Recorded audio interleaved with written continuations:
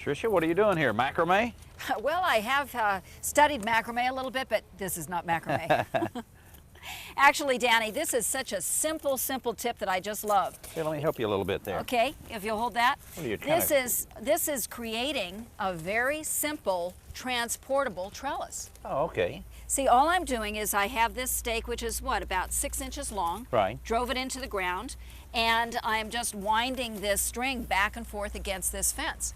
Okay. Now, what's nice about it is it's very low tech, very inexpensive, and at the end of the season, you can either cut it off, leave it there, or just, you know, take it down and reuse it again. And you're planning on what, planting some type of vine or something Well, here? actually, I think there are a lot of different things that you could plant here. I pulled this out from another part of the garden. It's a beautiful jasmine. Oh, it sure is. Isn't this pretty? And I could plant a jasmine vine that would grow up here. Also, you could plant sweet peas that would do very well against a trellis like this. And what I like about it is it's a little bit different than the typical trellis that is straight up against the fence. You know, this has a little bit of body. So something as beautiful as a jasmine, you can really enjoy all of the blossoms, and it's really a fun thing to do. Oh, that's a great addition to the garden.